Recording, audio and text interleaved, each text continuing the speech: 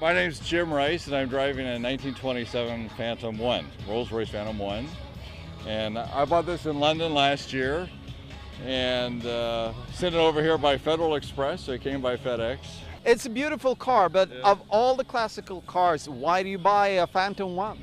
I love Rolls Royces, and I have a couple of them, but this is the oldest one I have, and I just like this one. Ever since I saw the movie Chitty Chitty Bang Bang as a kid, I wanted something like this. And I saw this once for sale in London, and I flew back and drove it, and I bought it, and I brought it home with me. And then you drive it on like a coffee meet in Los Angeles. That's pretty gutsy. Well, no, as a matter of fact, I drive this car every day. Yeah, I do. It's almost my regular car, and it's durable. Nothing ever goes wrong with it. It needs gas, grease, and some love. And of course, you know, LA, we have the weather.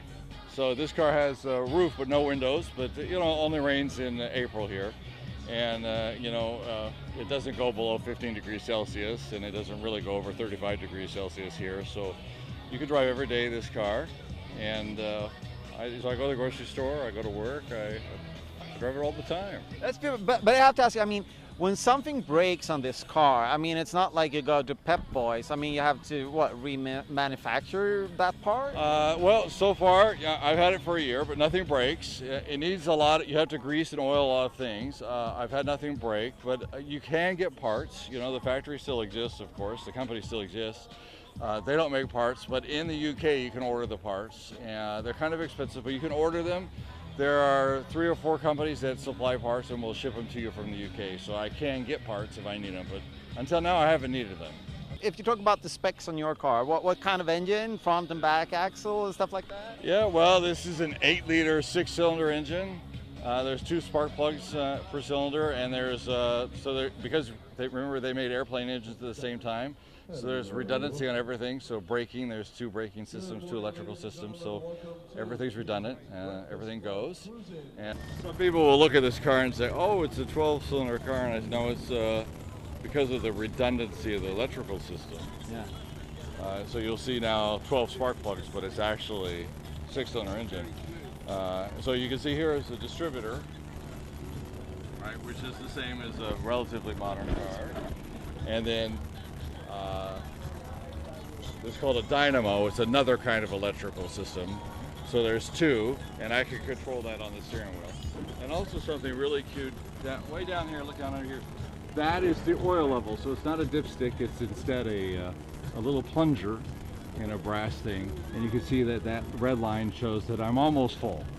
I mean, this is what, 90-year-old car? Exactly 90. And it has, you know, practical solutions that I wish I had on my new car. Yeah. So there's no dipstick to break off inside an engine, which happened to a friend of mine in his 1973 car, and I have another friend with a brand new Bentley whose dipstick just broke off, and he's got to pull a W12 engine out to get to that broken dipstick. And you know, I'll never had that problem with my 90-year-old car.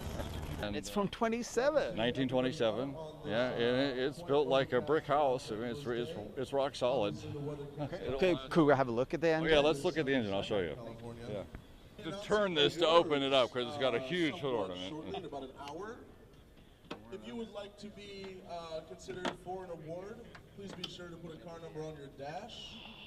And if you'd like to vote, please be so sure to get you can see 1927, you're just coming out of the brass era. So you can see a bit of brass parts here. And in that time, Rolls-Royce made mostly their own parts. And even up until 1982, Rolls-Royce made their own nuts and bolts in their own factory. So they almost didn't trust other suppliers. And here you can see a carburetor and a water pump, still made of brass. And what's called an auto vac. So that is using the vacuum of the engine to pull the fuel from the fuel tank in the back of the car. So that was another manufacturer. Here's a little oil can, kind of like the Wizard of Oz, where you're using to add oil to different parts of the engine. And here you can see the chassis plate of the car, right there, this thing right there. And in a Phantom 8, which is the new Phantom coming out next year from Rolls-Royce, they copied that, and a 2018 Phantom will have that chassis plate on it. This car I can get on the freeway and do 75 miles an hour. It's an 8-liter engine, so it'll go. Which really surprises a lot of modern cars when I pass them. Yeah. That's